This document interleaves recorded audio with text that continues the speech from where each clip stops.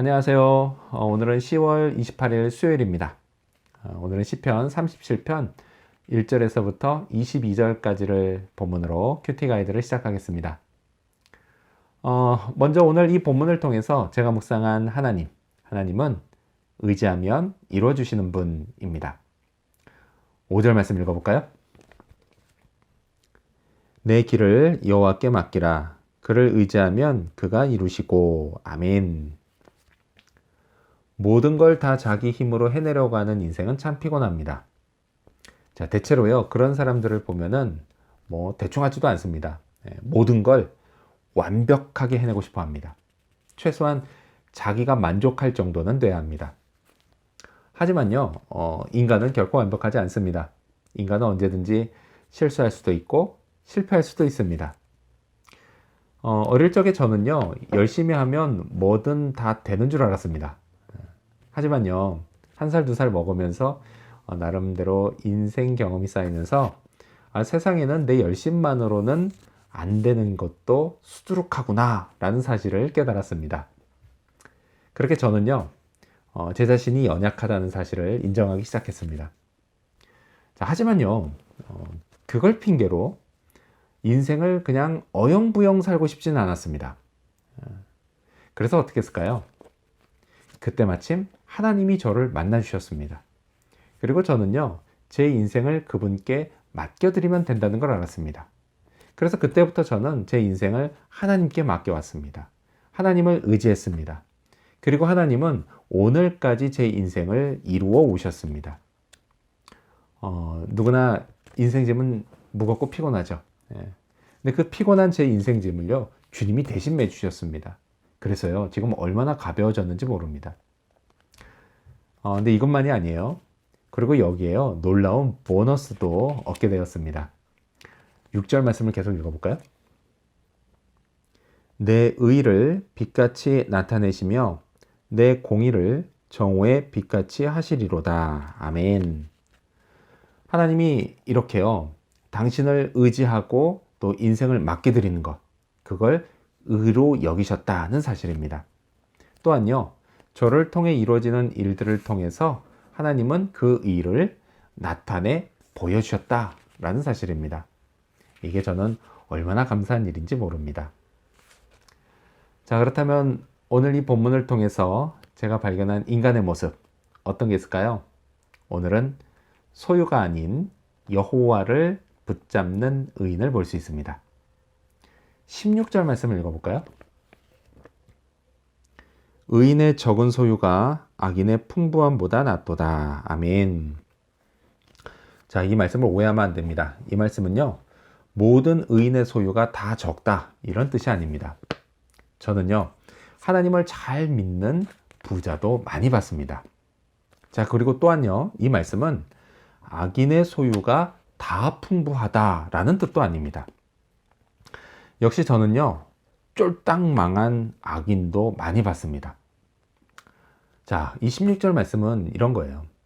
의인과 악인이 각각 무엇을 의지하게 되느냐, 이걸 말씀하는 겁니다. 자, 의인은 소유가 적습니다. 그렇게 소유가 적으면요, 소유를 의지하지 못합니다. 그래서 하나님만 의지하게 됩니다. 그래서 의인이죠. 저는요, 누가 로또에 당첨됐다는 얘기 들으면 참 좋겠다 라고 하는 생각을 합니다. 근데 이와 동시에요, 만일 내가 부자였다면 과연 나는 하나님을 지금처럼 의지하고 있을까? 라는 생각도 합니다. 결론은 너무 뻔하죠. 저는요, 하나님을 의지하지 않을 겁니다.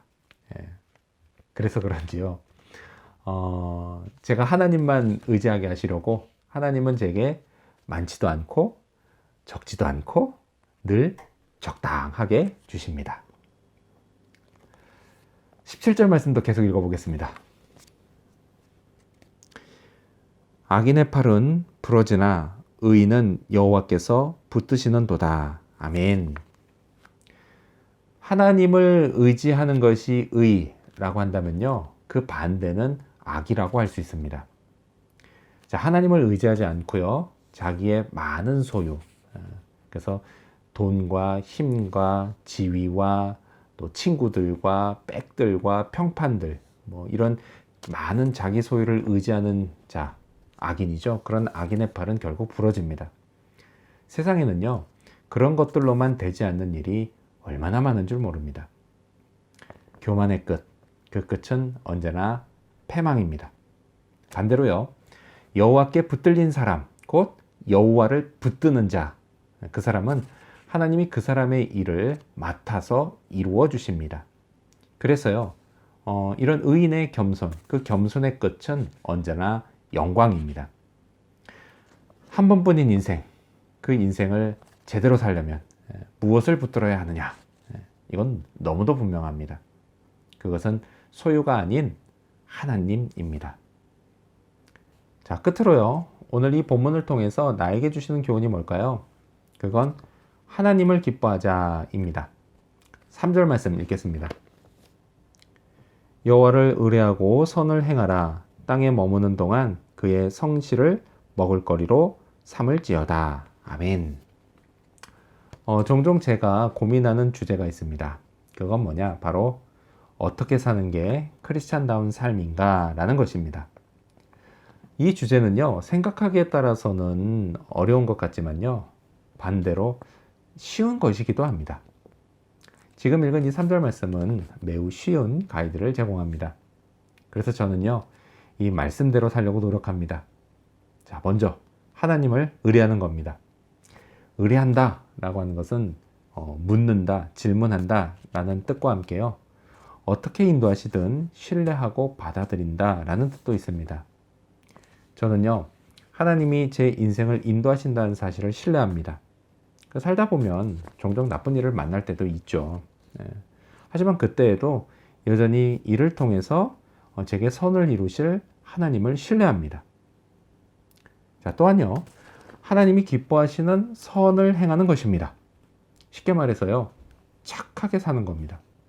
물론 인간이기 때문에요, 의도하지 않게 안 좋은 결과를 만들기도 합니다.